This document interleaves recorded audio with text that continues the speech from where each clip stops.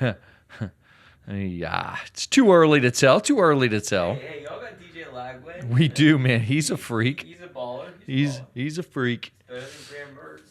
Yeah, it is true. You know, and I would tell you, Billy's career will hinge on whether he plays a 5-year veteran quarterback or a true freshman. He plays the 5-year and they go, mediocre season, he's done. But I think if they, go all in on the freshman, I think they give him another year. Yeah, we'll see.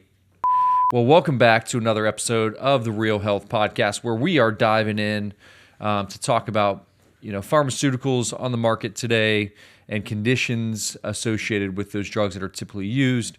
So first week, we really had a conversation on cardiovascular health. We kind of dived into the idea of statins and cholesterol lowering drugs, and is it right to just lower cholesterol and assume that you're going to reduce your risk of cardiovascular disease? And we kind of debunked that myth. Today, probably the biggest blockbuster drug since Lipitor or statins is GLP-1 agonists, or what you would commonly hear them as is like Ozempic, which is on the market. Now, there are, just to frame this out, multiple GLP-1 or GIP agonists on the market. So Ozempic is not the only one. Ozempic is what we probably are marketed the most right now as an injectable. But these drugs have been around for a while. Even the peptide that has been around for a while, semaglutide. So when looking at these drugs, and we're going to just kind of take Ozempic out of the picture for a second, just kind of talk through GLP-1 agonists.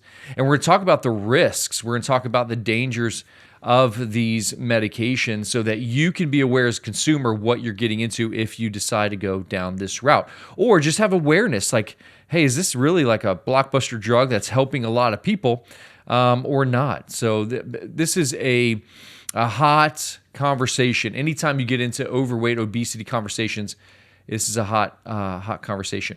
I think it's important to frame out that we are severely overweight as a society.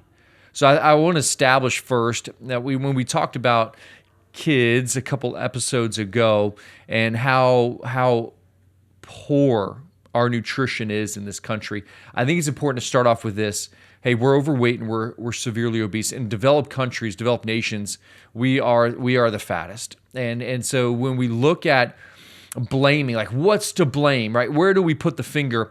The first thing I want to debunk is the myth that it's genetics. Okay, so when we look at autistic rates, for instance, that have just been on the rise, that are just absolutely insane, we look at is it genetics? And we have to associate this with this idea.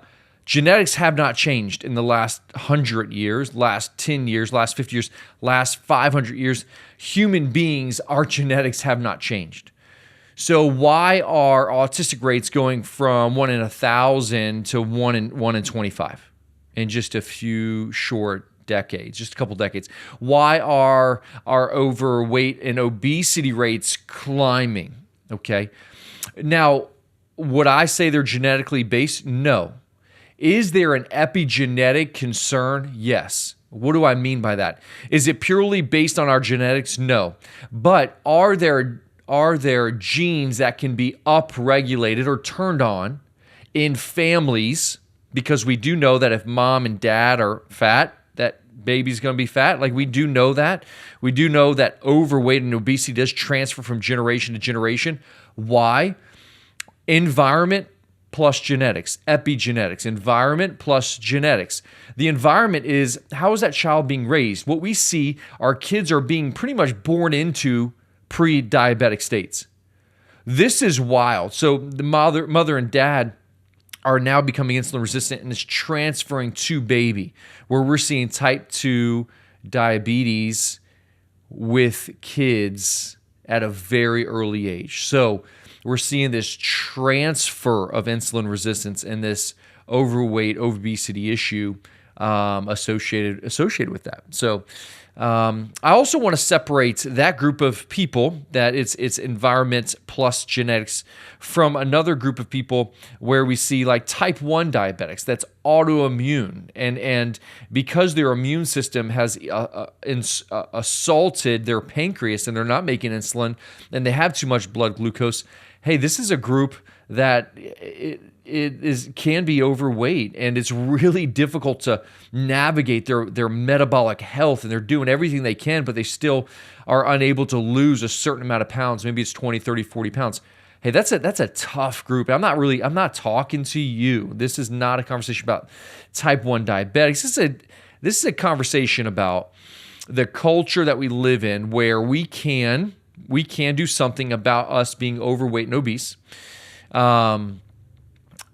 And it's an emotional conversation to have, like with a lot of people. It's a heavy conversation, but it's not a don't do anything conversation. It's a conversation of hope that, hey, we can have a plan, and we can execute a plan that can hopefully reverse poor metabolic health that we've been maybe taught by our parents. To not just assume because our parents are unhealthy, overweight, or obese that we too are going to be in that situation. So let's talk about epigenetics. Environment plays a role. So if your environment wasn't great growing up, hey, let's change our environment. And when we change our environment, we can absolutely affect our genetics. We can down-regulate even those overweight, obesity genes in our 20s, 30s, 40s, and so on. So today's conversation is going to be, are we taking the easy road by using Ozempic or GLP-1 agonists? Let's talk about this and the effects that it's having on our body. To properly have an understanding of Ozempic, we have to have an understanding of what's happening in the body from a hormonal standpoint, because this is really a hormone drug. It's a hormone drug. So let's talk about then just the basics of hormone physiology. Like when you eat, what happens? So when you consume a meal, then that meal goes into the stomach and it releases into the small intestine. The small intestine releases certain hormones, okay? So specifically, the pancreas will release insulin. You'll also have other hormones that are released. Specifically, you'll release a GLP-1 hormone. You'll also signal the brain to release hormones, specifically hormones called leptin. There will be hormones released in the stomach called ghrelin. So we have this hormonal symphony, this hormone symphony of certain organs releasing certain hormones to really signal a few things. When we eat, we should feel full. Therefore, that full feeling is a hormone released in the brain called leptin. Leptin is a hormone that signals to the body, released from the brain, that says, hey, I'm full. It's time that we're in a feed state. It's time to break down. It's time to break those nutrients down. The pancreas releases insulin, which takes your meal and puts it into cells. So in essence, this is our catabolic hormone, okay? So this is a unique system of pulling sugar out of the blood and putting it into muscle or liver. It's if we eat too much, it may store as fat. The brain signals, hey, we need to be in fat burning mode. Okay, we need to do something metabolically. So we're gonna say, hey, stop eating, right? Leptin, stop eating, burn fat, burn. Okay. So this symphony of hormones are happening every time we eat. So insulin increases, and then when we stop eating, after a couple hours, insulin slowly goes down. Our blood sugar typically has a spike to it and then slowly goes down as insulin controls blood sugar, and then it returns back to a state of homeostasis or balance.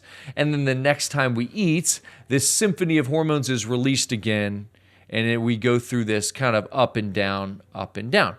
Now, we have this conversation in the office with patients all the time. What we don't want to see is high spikes and quick drops. This is poor metabolic health.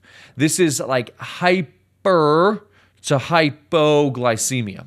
Now, if you don't know this, I am using my hands as I communicate, as I do all the time.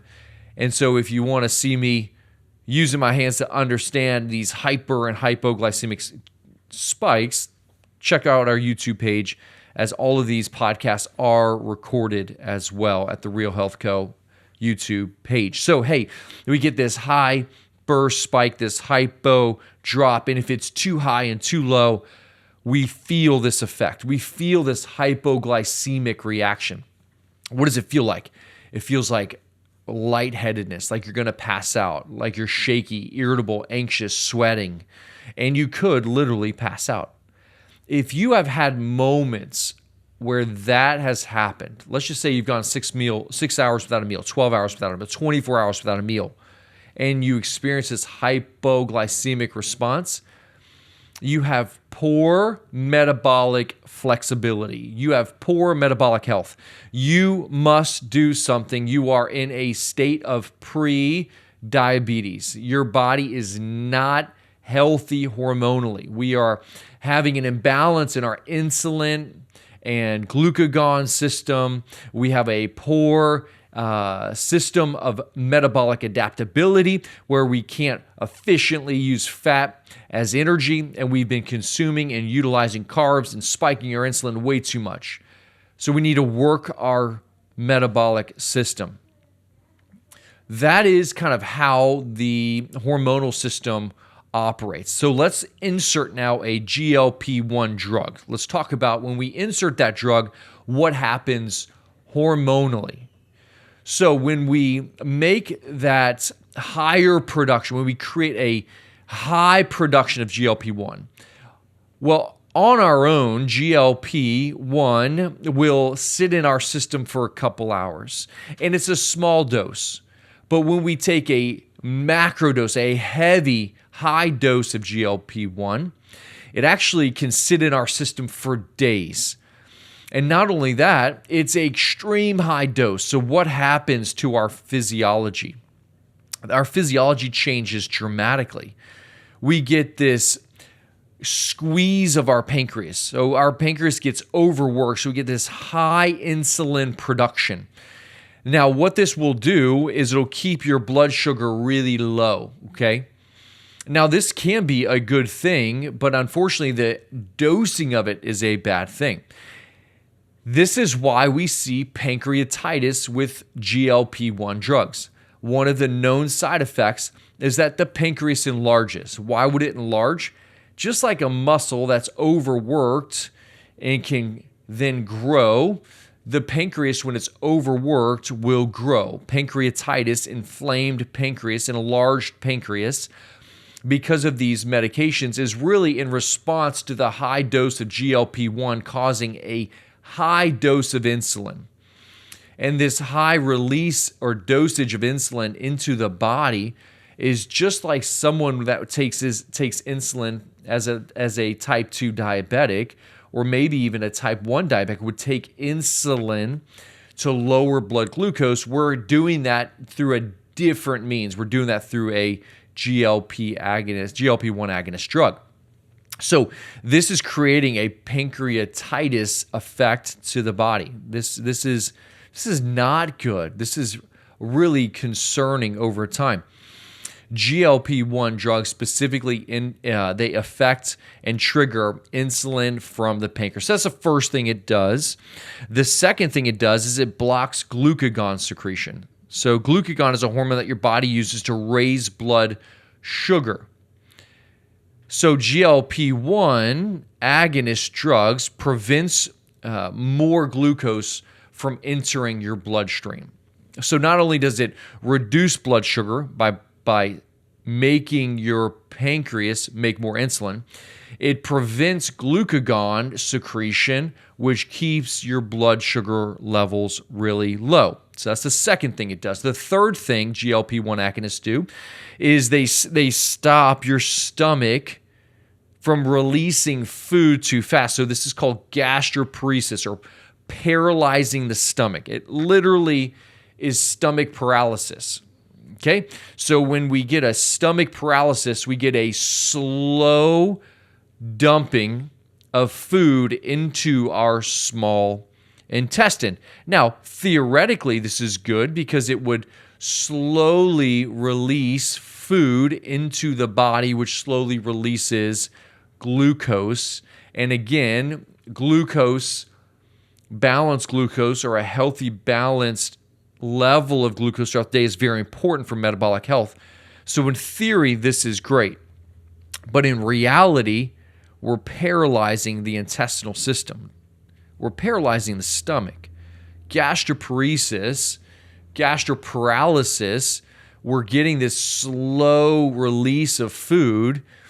And this is the third action of GLP-1 agonists, is gastroparalysis, or slow gastric release of your food that you just ate. And the other thing that this drug does, specifically by affecting leptin levels of the brain, is this medication, it affects neurotransmitters. It's literally affecting your brain's perception of what's happening, okay? This is probably the biggest concern that I have, is it is creating this metabolic dysfunction that does not exist in nature. Like, this signaling does not exist in nature, okay? So what is it doing? It's signaling to your brain that you're full. This is a satiation signal. It tells your brain you're full, but you're not full. You haven't eaten very much, and you actually don't want to eat. So it triggers to your brain this high production of leptin, saying, hey, I'm full, which should signal to your body, hey, I'm full. That means I'm in a feed state. I'm feeding, I'm full. Signal, burn. Let's burn. Let's create metabolic action here. The issue is you are not full. You have not consumed enough nutrients. And this is where we get into the downstream effects of GLP-1 agonists. You have caused a trigger release of insulin. You have blocked glucagon. You have slowed the release of food from your stomach, and you've signaled to your brain you are full. The biggest issue that I have in this moment, this metabolic moment, is you are deprived of nutrients, yet your body is signaling you're full. It is this idea that you're stuffed of nutrients and with food and fuel, and how we need to use all these nutrients for energy, yet your brain sees that, yet the reality of your body is that that's not happening. You don't actually have nutrients. The feeling of fullness, the decreased appetite, the appetite suppression is so significant that actually people vomit and throw up. And it's one of the side effects of these medications, is this severe nausea, vomiting effect. The stomach is literally just sitting with food 24/7. And this delayed gastric emptying is creating this feeling of fullness 24/7. So we are so undernourished, yet our body perceives it being in this like nourished state. It is metabolically trickery. It is tricking the brain. And who knows what this, honestly, who knows what this is doing? I don't know what this is doing. Like I can postulate, I hypothesize, I can come up with some really good like ideas, but we really don't know what this is truly doing to the body, and really what it's doing long term. Like, are we just totally down regulate? Are we creating severe leptin resistance that can't be reversed? Are we creating severe insulin resistance because of the excessive insulin production? Are we driving a further concern of this, I don't know, this metabolically medication-induced diabetic state, all right? it's like diabetes because we're driving more insulin resistance because of a high insulin production, yet we're not getting the same effect because our blood sugar isn't high. I don't know. Gosh, I don't know. But here's the effects. We're getting these problems in our pancreas, pancreatitis. We're getting these problems in the brain of this metabolic dysfunction, leptin resistance, insulin resistance. They're getting gastroparesis, gastric paralysis. And then the effects we're seeing is nausea and vomiting and low energy. Because in essence, we just don't have the amount of calories our body needs to survive and function. So what are we seeing in our country today? Well, the usage rate is really high. About 1 in 8 people currently have taken the medication. It costs, it's out of pocket, costs about for most people, $1,500 a month. And when we look at the amount of people on it, 12%, or about 50 million people in our country have used the drug or are using it actively per month. I mean, we're talking about a multi-billion-dollar a month drug per month. So this is definitely a blockbuster drug. This is a massive money-making drug. And this is a drug that inevitably we're kind of saying, hey, you can be on for the rest of your life. So a multi-million-dollar per person medication. When we see the effects, so this is some of the research that's coming out. This was in JAMA, the Journal of American Medical Association, put out severe muscle wasting syndrome. So what we're seeing is this like unknown metabolic state, never been seen before. And when we look at the weight loss that people are having, is it quality weight loss? Are we getting good weight loss? The reality is we are not burning fat only. And we're seeing rates in JAMA reported at 40% of your weight loss is muscle. There are other reports that are showing 50%. So we're going to say 40 to 50% of your weight loss is directly muscle being wasted, muscle being chewed up, eaten up, and those muscle proteins are being lost and potentially lost forever. And this is the biggest concern because muscle is a longevity organ.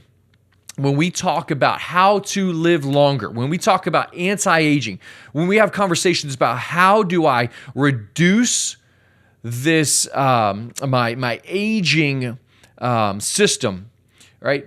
It is build lean mass. Lean muscle improves metabolic health, metabolic flexibility.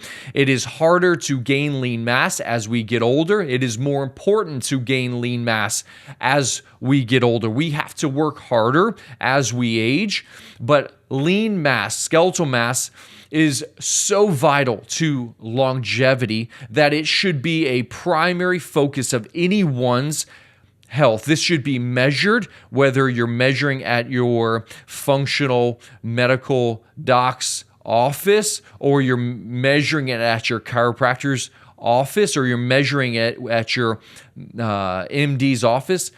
We should absolutely be measuring our skeletal or lean mass.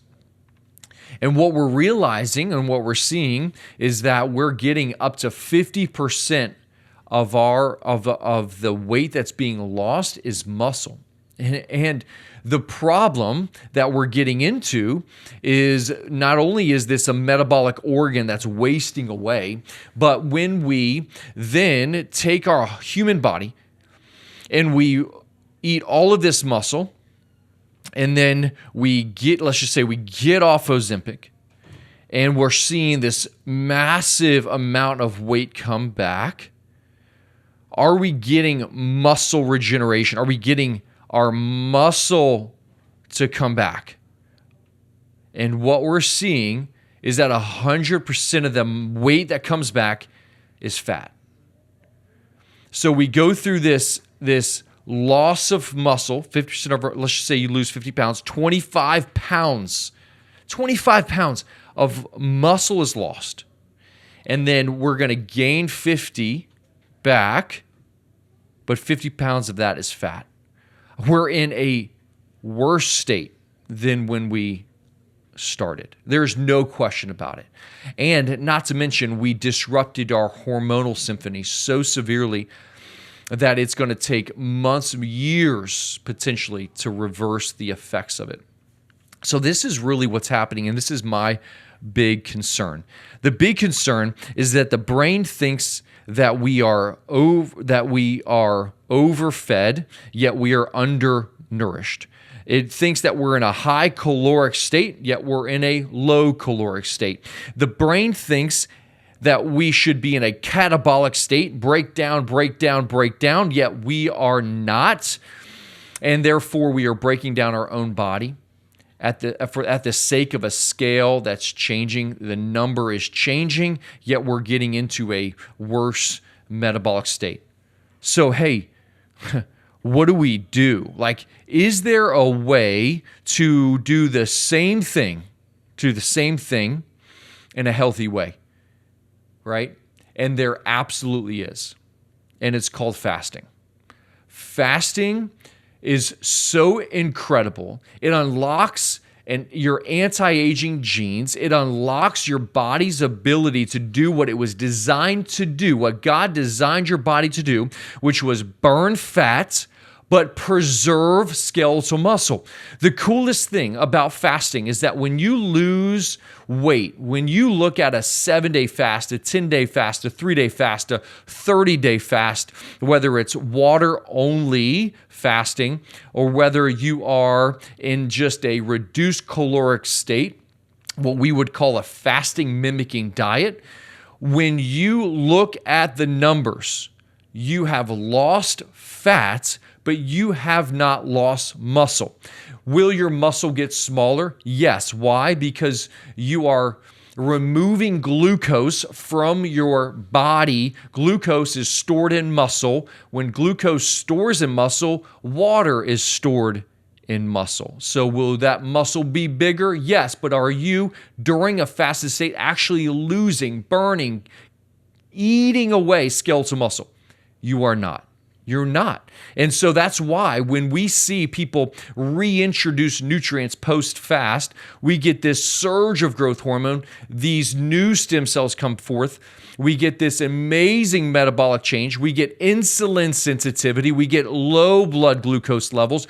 We get efficient fat-burning machines, and we've kept our muscle. This is why I'm so passionate about fasting, because not only are you stepping into states of autophagy and burning and allowing your body to heal and killing cancer and regenerating immune health and restoring stem cell production, but you're also preserving a longevity organ, muscle. And not only that, but you are doing so much to your body that you're adding quality and quantity to your years long term. It is so important that we understand what we're getting into before we get into it. And so the idea here is, I'm not saying take Ozempic, don't take Ozempic. I'm saying, hey, we should be aware of what's happening to our body. We should be aware of what's happening so that, hey, if you decide that Ozempic is a route for you, that we understand that, hey, through this process, okay, gastroparesis, low emptying, leptin resistance, insulin production's high, I'm going to lose muscle. When I get off of this medication, if I achieve my quote-unquote weight loss goal, then I'm going to add back skeletal muscle. But if we've never changed our mindset pre-Ozempic, what is it? Prove to me that you're going to change your mindset post-Ozempic, okay? And prove to me you're going to do that by changing your caloric intake, okay? prioritizing protein, quality plants, fruits. We're going to consume healthy fats, and we're going to do it in a moderate state. Okay? A state that our body needs to utilize those nutrients for energy, but not store as fat. And unfortunately, if you look at the population today, we're using these medications short term without understanding the long term risks and effects. And this is what we do. This is our society today. So, hey, be aware, be educated, and make an informed decision. I'm not saying do it. I'm not saying don't do it. All I'm passionate about is informed consent. Knowing the effects and knowing how to properly utilize, if you're going to go this route, utilize nutrition to make sure, and strength training to make sure that we regain that skeletal mass if you go that route. Hey, and if not, let's talk about fasting. Let's talk about blood sugar management. Let's talk about reducing insulin resistance. All right, reversing insulin resistance, reversing leptin resistance through a ketogenic diet. And these are staple hallmark longevity nutrition plans that your body was designed to operate in. Ketosis, autophagy. As we continue the series on medications or big pharma or whatever however we want to frame it, today's conversation is about metabolism, metabolic health. So be passionate about metabolic flexibility. Be passionate about the ability to fast and not feel the effects. Be passionate about quality protein, healthy fats, and quality plants that support nutrition, support energy every day without being so much that we're storing it as fat. And teach it to our children so that we can change generations to come. Thanks again, as always. Thank you so much for listening to another episode of the Real Health Podcast.